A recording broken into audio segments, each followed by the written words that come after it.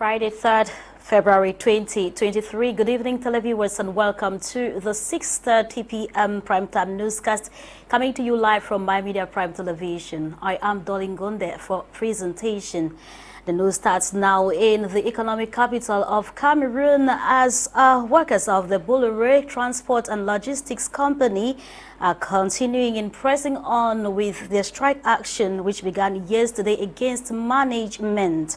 For 3 days now, the head office of the company, located here at the Douala International Seaport, has been having a sit-in strike action, as Derek Jato tells us that both parties are yet to come to terms in the following report.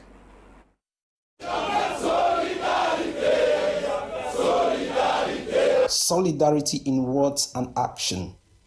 And this is what these workers of Bolloré Transport and Logistics Company have been demonstrating for the past 3 days now, here at the Douala Seaport. And this is the reason for their protest. We are on strike because we, the workers of Bolloré, and that's the ex-workers of Bolloré. Bolloré have been sold. Bolloré Transport Logistics have been sold to MSA, that's Mediterranean Shipping Company. And we, the workers, and the representative of workers are requesting that on this type of a situation, the law is clear about it. There is Article 2 of our Labour Code, which stipulates modalities of cessation. So we are asking our top management to invite us to sit and negotiate and come to an agreement about these modalities so that every party concerned can get into its rightful due. In groups and some visibly exhausted, but in a team-like spirit, they wait for one thing: a call for dialogue from Bolloré, their employer, and to push their dialogue mission further. Jean-Marie Youssa, president of Citra Sumac, a workers' syndicate, was sent to Yaoundé to meet with the Cameroon Minister of Labour and Social Security on their behalf. And this is him, just coming in from Yaoundé and from the minister. All right, now, the president of the syndicate is just making his arrival here. We have been made to understand that he went to Yaoundé, and the striking workers here are hopeful that he must have brought with him some vital information. Je demande à tous les travailleurs. For those who access badges have been deactivated, stay calm, we are on the right track. And the part that we are listening to us, Jean-Marie briefed his colleagues who have been on strike for 3 days. Bolloré management on her part has made available some document summarily indicating that 408 workers from the plus 800 workers with the company tabled their resignation letters, and the company is taking its time to process the document for their dues to be paid off in conformity with the laws of the land. At press time, these workers of Bolloré Transport and Logistics Company here at the Douala Seaport were still pressing on with the strike action, as the both parties seem at extreme, with each having its own reason. That was Jato Derek reporting there. We now take you to Yaoundé in the center region of Cameroon, where investigations into the death of slain journalist Martinet Zogo have reached boiling points with the arrest and interrogation of key suspects in the case. Meantime, the President of the Republic, His Excellency Paul Biya, has promised that all lights will be shed on the matter. Now we move over to hear from Bo Elvis, who tells us how this is going so far. Martinez Zogo was a very brilliant journalist. This is where he used to work. Every day, the brilliant journalist will arrive work at around 9:30 a.m. And of course, he will read some newspapers to be informed about latest developments. And later, he will sit on the chair behind me to present the popular program Embouteillage, which is known as Traffic Jam in English, a program that tackled issues related to political developments in Cameroon, especially embezzlement of state funds. And here with me is the director of programs of Amplitude FM, who worked closely with Martinez Zogo. Normally, he will present his program before Martinez Zogo's Embouteillage program comes up. What memories do you have about the departed maestro, as he was called, Martinez Zogo? What I can say is that the information about Martinez Zogo was very bad news for us, particularly for us. We were usually with Martinez Zogo every day from Monday to Saturday. We were together, and now we have impression that we are really empty without Martinez Zogo. Everything is very sad for us. Since that day, we are really empty. We are not sure that we are the same persons. So everything is now different.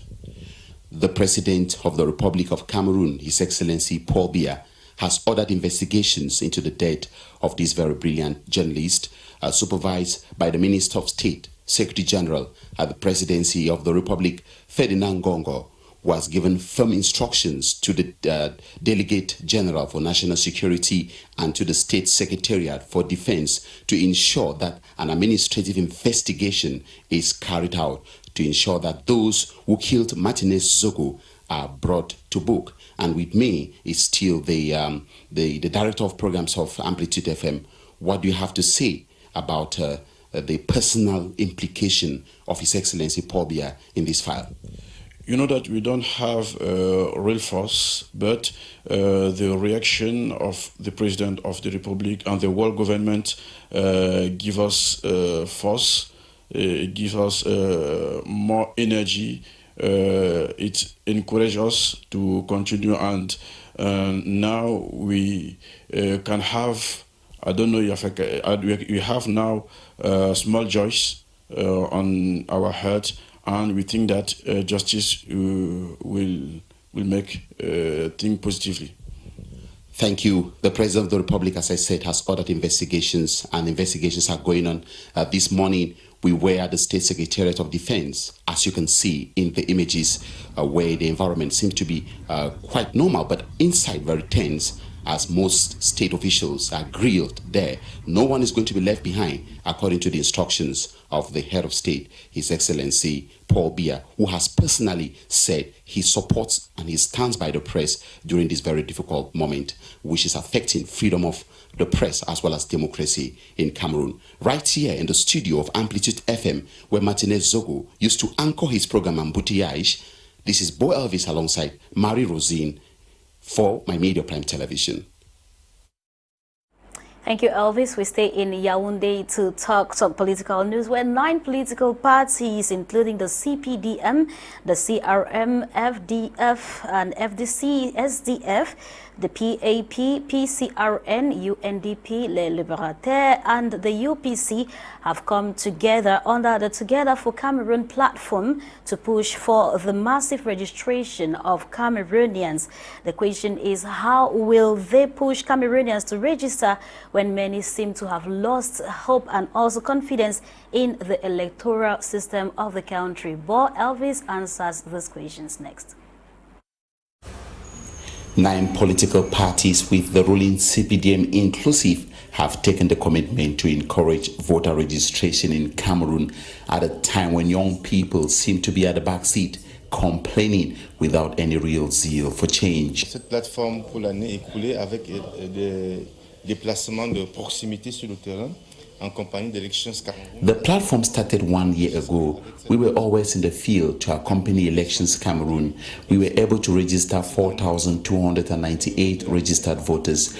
We were later joined by 2 other political parties who came so we could become 9 and better carry the message of sensitization for all Cameroonians of voting age to get registered in the electoral list and collect their voters' cards. Camerounais en âge de voter à s'inscrire sur une liste électorale et à retirer sa carte d'électeur. Some young people, reluctant to register their names in the electoral list, complain about fears that their vote will not count due to massive fraud.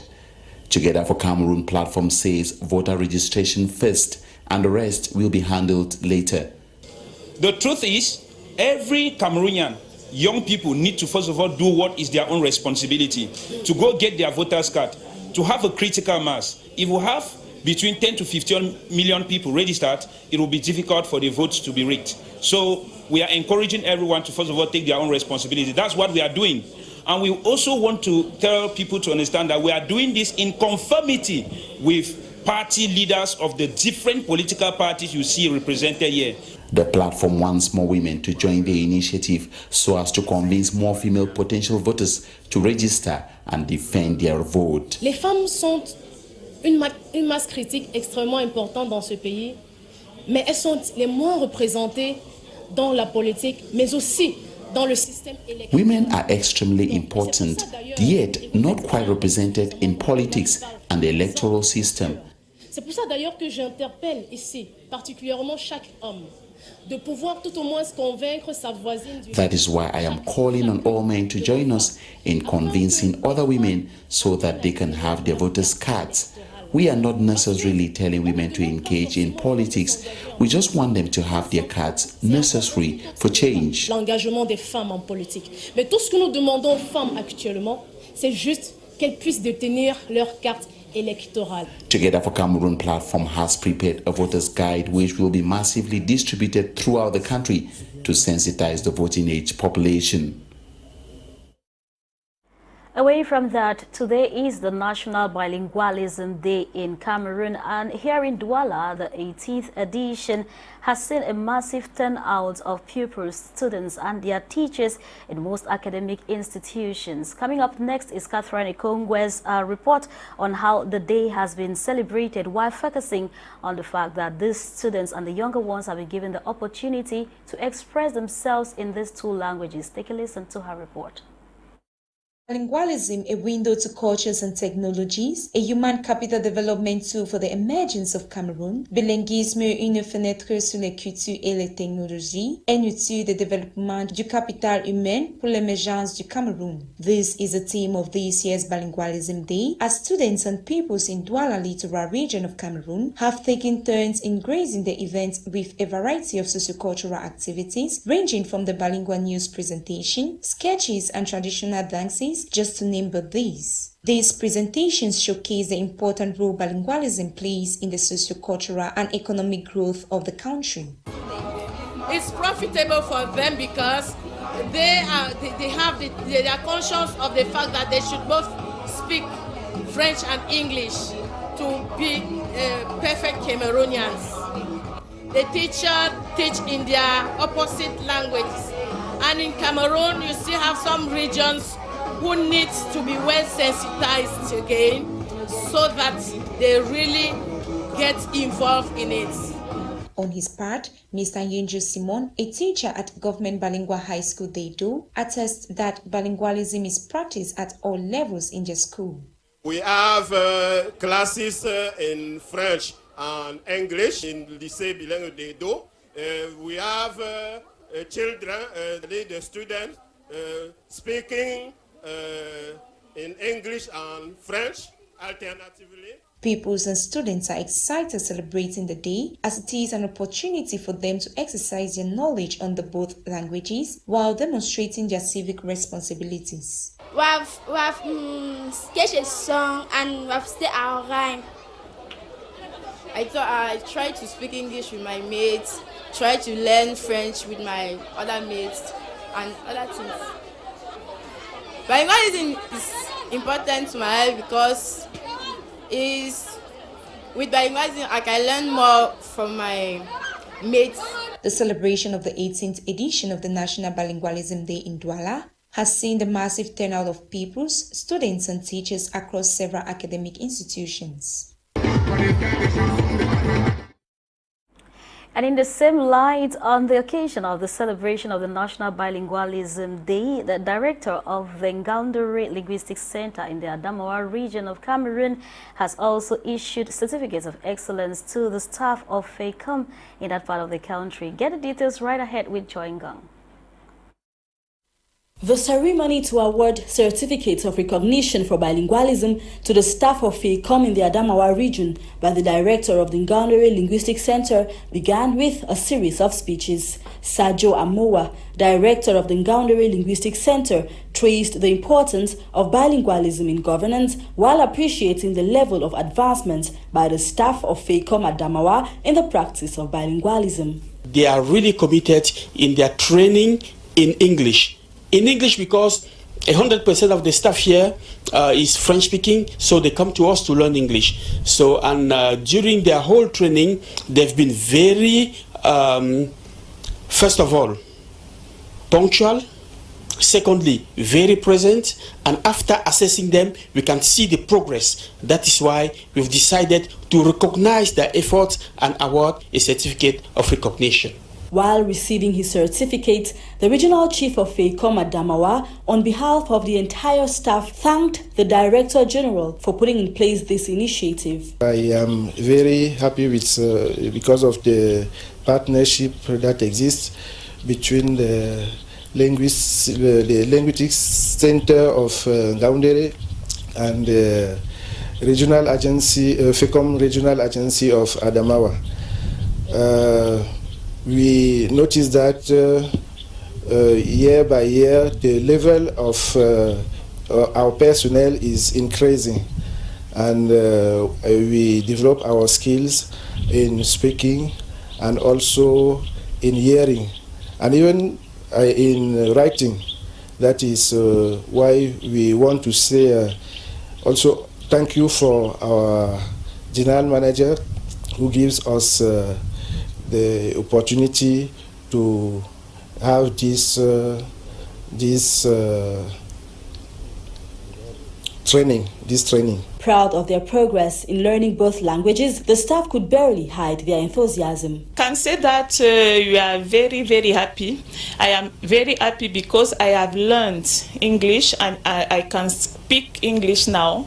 I have learned it at the linguistic bilingual at Ngonde Center, so we have increased our level last year, and I think that this year we do better. The director of the Ngonde Regional Linguistic Center urged other institutions to follow this path of bilingualism for a sustainable Cameroon. Vraiment joy, c'est bien d'être bilingue. And away from that, the Minister of Agriculture and Rural Development has been to Limbe in the southwest region of Cameroon to launch a 56 billion francs CFA project aimed at catering for the food security in the 3 crisis-hit regions of Cameroon, which include the far north, northwest and southwest regions of the country. Get details right ahead with Ewane on how this morning will be spent. The sum of 56 billion CFA francs is expected to address food security issues in the crisis-hit northwest and southwest as well as far north regions of Cameroon, which are affected by socio-political crisis and Boko Haram insurgents respectively. The launching ceremony, which took place recently in Limbe, southwest region of Cameroon, was also presided at by Cameroon's Minister of Agriculture and Rural Development, Gabriel Mbairoube. En réalisant les infrastructures nécessaires pour permettre aux populations de maîtriser l'usage de l'eau. L'eau, au lieu d'être une menace, devrait devenir une opportunité pour que ces populations-là puissent en faire bon usage. The minister equally added that it is important for stakeholders to collaborate with partners and authorities that be in order to attain desired results. J'interpelle déjà l'unité de gestion du projet. Vous avez un budget de 17 milliards à consommer en une année. Il faut aller vite, il faut faire bien et il faut tout de suite transmettre votre plan de passation de marché pour que ce soit inclus dans le journal de marché du ministère des Marchés publics. Ça, c'est la première chose que vous devrez faire. Et vous devrez finaliser les contrats avec les partenaires, être à l'écoute et à la disposition des autorités administratives, des collectivités territoriales décentralisées, des communautés traditionnelles pour que ce projet puisse avoir un impact tel que le chef de l'État le veut, c'est-à-dire assurer la sécurité alimentaire des Camerounais. The first coordination meeting for the food security project was also graced by the governor of the Southwest region, Bernard Okalia-Bilai, who reiterated the need to incorporate giant industrial companies like the CDC and PAMOL, which will greatly contribute to enhancing food security in the Southwest in particular and Cameroon at large. Meantime, it should be noted that at the close of the event, Minister Gabriel embarked on a field visit to Pamol's head office, which was recently moved from Littoral to Limbe, where he held a closed-door meeting with top management staff alongside the chairman of the board of directors.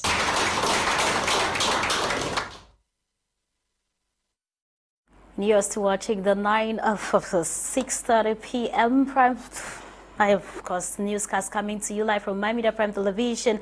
Let's now talk culture and entertainment, where the gradual return of peace and normalcy in the Way village in the Benchu division of the Northwest region has seen Queen Mothers over there, including Chege Justine Nefi as the youngest into the Way village Queen Mother Society, also known as the Natum Kafap Society. Get details right ahead with Charles Kebwa reporting live from Womb. The ceremony initiation into the Queen Mother Society, rich in culture of the Way people in Fungom subdivision, Bentum division of the Northwest, that have suffered for quite some time and faced with some setbacks due to socio-political crisis. People had to escape for safety and women were scattered. With U-turn of the ongoing socio-political crisis, there is need for the Way people to revamp their culture, thus support His Royal Highness their fund in his reign. It's on this note that I, Peter, resolved to support the fund, to accompany the fund of Way Fund Book II in his reign by giving out my wife to be initiated and for her to become a member of the KEFAP, what you popularly know as the Queen Mother. The induction of Chege Justine Nefi into the Queen Mother Society as Natum KEFAP, a women noble rank where you start providing the required properties which were prepared then by the ancient people whose stages you must follow before being in the noble society. Young women now, this one from John Peter, former mayor of Rome, Royal Council, took the challenge and started giving those things. Because if you have a husband, it's your husband who has to stand by you and provide many of what they need. The Natum, when back from the sacred shrine, is accompanied with food she shares to any meal she comes across. Expensive but rich in culture that must be preserved. The newly inducted youngest into the Queen Mother's Sacred Society of Way promise to galvanize more young girls to join the KEFAP Noble Society. I promise we should the courage where I get make more young girls to join me. So now what I'll get them encourage more young girls to join me inside the To some elites who witnessed the Way culture being performed, here, very happy we have witnessed the induction of a young Queen Mother. Very coming up very powerful. And I think that from what she has done today, most of our friends, most of the young ladies, they have copied and they are preparing to come up. The tradition looks so good, and since she's my banya, my co-wife, I really like to say next time I have a part of it because the tradition is so amazing. Our culture is our roots, so no matter our political standpoint, we should allow even others practice and enjoy their culture. Traditional animation graced the event. Meantime, My Media Prime Television's lead newscaster Fon Quinta has officially tied the knot with the love of her life today, February 3rd, 2023. The once-in-a-lifetime event, which has taken place in Bamenda, has also witnessed the presence of her colleagues from the BT Media Group who went representing. Take a look and see what happened over there earlier today. under the canopy. In an atmosphere of joy and jubilation, Nsungkikang, one of My Media Prime Television's lead newscasters, ties the knot with the love of her life, Ndifon Gilbert, earlier this February the 3rd, 2023. The couple were joined legally at the Bamenda 2 Council in the presence of family members, colleagues, friends, and well-wishers as they both shared their vows thus. From now henceforth, take this ring as a sign of my love and fidelity. Towards you. And as a symbol. Meanwhile, during the traditional marriage at their Alakuma residence, still in Bamenda, the couple did receive the blessings of their parents in the presence of their guests. The former Miss Nsungkikang, now termed Mrs. Nsungkikang, is an award-winning journalist who also takes interest into developmental stories, political, economic, but not limited to social beats when reporting. She has a handful of journalistic experiences rooting way back from Bamenda, where she began as a field reporter, then relocated to Douala, where she has also anchored the newscast in some mega media houses, before being recruited and being the face of the 6:30 p.m. primetime newscast here at My Media Prime Television. Their love story, which began from a place of screen admiration, is today taking an unreversible approach as the couple have both described their marriage as a dream come true, giving the mutual love, respect, and understanding they've shared in the past years. Meanwhile, a good number of the bride's colleagues from the BT Media Group did answer present in support of their union.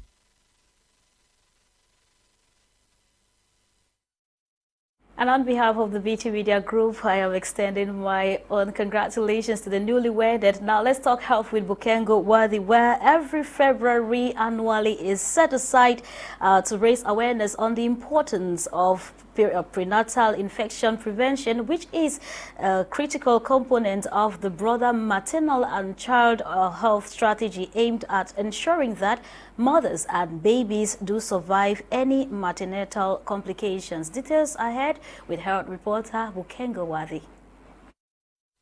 The incidence of prenatal infection depends on the causative agent, either bacterial or viral. Around the world, approximately 2.6 million infants die within the first month of life, with 700,000 more dying each year due to infectious diseases.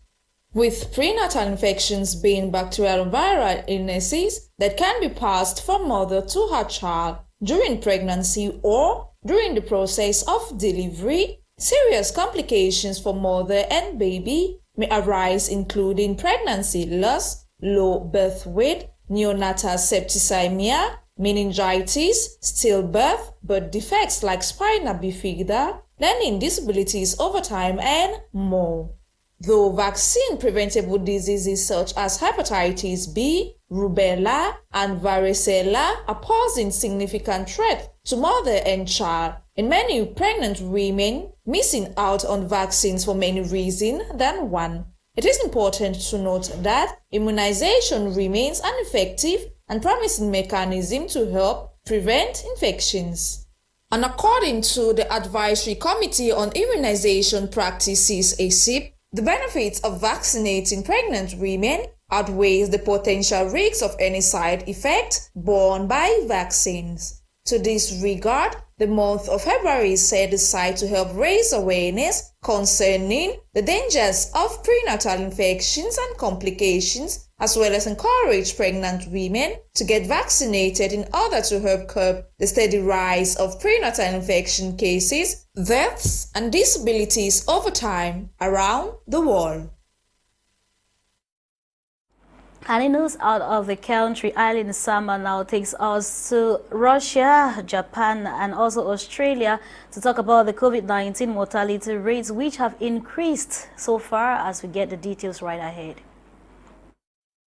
Let's begin our world roundup in Australia, where tennis star Nick Kyrgios has admitted assaulting an ex-girlfriend but avoided a criminal conviction. The 27-year-old's guilty plea in a Canberra court came after his lawyer failed to have the charge dismissed on mental health grounds. Kyrgios in 2021 had pushed Chiara Passari onto the pavement during an argument the court heard. However, The magistrate called the incident a single act of stupidity or frustration when spurring him a criminal record. The Australian tennis star released a statement after the ruling, saying he was grateful to the court for dismissing the charges without conviction. Elsewhere in Japan, low immunity against COVID-19 and a growing population of frail elderly is driving a surge in coronavirus deaths in Japan, which had for a long time upheld some of the most strict pandemic restrictions. Japan once boasted one of the lowest COVID mortality rates, but the figure has been trending upwards since the end of 2022. Note that it hit an all-time high on January 20 this year, surpassing the UK, US, and South Korea, according to Oxford University's Our World in Data. Recall that Japan was largely closed to foreign visitors from 2020 till mid-June 2022 when it opened its borders cautiously. While in Russia, President Vladimir Putin has compared Russia's invasion of Ukraine to the fight against Nazi Germany in a speech to mark the 80th anniversary of the conclusion of the Battle of Stalingrad. Putin, while citing Germany's decision to send tanks to Ukraine, said history was repeating itself. He said, and I quote, "It's unbelievable, but true. We are again being threatened by Germany Leopard tanks," end of quotes. It is worth pointing out that Germany is one of the countries helping Ukraine defend its territory. For the record, Russia launched its bloody full-scale invasion almost 1 year ago, prompting Western countries to send weapons and aid to the government in Kyiv. However, speaking to Volgograd, the modern name for Stalingrad, Vladimir Putin hinted that he could seek to move beyond conventional weapons. And before we take leave of you, let's now talk sports as the ongoing African Nations Championship, the CHAN, comes up in some minutes ahead. Meantime, Niger is due to face Madagascar for this third place title, and this is the first time both countries are competing for the title and reaching this milestone. Details with Julian Dambi in this report. Niger and Madagascar will clash in the third place playoff games of the 2022 Total Energies African Nations Championship CHAN on the way in Algeria's capital city, Algiers. The game comes up today, Friday, February 3rd, 2023 at 7 p.m. local time at the Milord Hadefi Stadium. It should be noted that both nations are considered to have had an interesting journey so far in the competition as they reach the semi-finals for the first time in their history. And for the Madagascar side, it is also their first appearance in the tournament. Madagascar had defeated Mozambique 3-1 to earn their semis place, while Niger shocked two times runner-ups Ghana, beating them 2-0 before both teams were kicked out of the finals place with defeats to Algeria and Senegal, now in for the finals. Meantime, the CHAN competition closes tomorrow, Saturday, February 4th, 2023, with the Teranga Lions of Senegal facing host nation, the Desert Foxes of Algeria. The game is scheduled to take place at the Nelson Mandela Stadium in Algiers as from 7:30 local time. Algeria is reaching the finals for the first time in their third participation after finishing fourth in the 2011 edition with the Teranga Lions, while the Teranga Lions, after missing 4 editions of the competition, reaches the finals for the first time. Not to forget, Senegal is also current African Nations Cup winners hosted by Cameroon in 2021, as well as the 2022 Beach Soccer African winners. Will Senegal become the first nation to win all 3 major continental competitions in less than a year? Saturday's final match will tell, and no matter what happens at the Nelson Mandela Stadium, either Algeria or Senegal will be winning the CHAN Trophy for the first time. In view of the 5th day of play for the Cameroon Women's Top Flight Football, the Guinea Super League, the Cameroon Football Federation, in the presence of its president Samuel Eto'o, have donated 15 balls each to the 12 clubs in the championship. The donation was made earlier today, Friday, February 3rd, 2023, at the headquarters of Fecafoot, with with the Federation's Vice President Celine Eko leading the event. On the general statistics table, Leke Football Fields is currently leading with 12 points, followed by Authentic with 10 points, while Edin Fields and AS Futuna have 9 points each. Leke Football Fields will take on Louvs on Saturday, February 4th at the Olembe Annex Stadium, while same time Amazon will clash with AS Awa at the Ngwakele Stadium. It is on that note that we've come to the end of this week's Prime News, coming to you live from My Media Prime Television. I have been Dolly Ngonde for presentation, and the news has been produced by Ewane Nolinga and supervised by Director of Programs Lasha Kingsley, and also general supervision has come from Kumluna. Tomorrow another batch takes on, informing you same time 6:30 p.m. on the news, the bilingual newscast, and also we promising you many more interesting programs. But for now, goodbye and have a splendid weekend from Douala to you.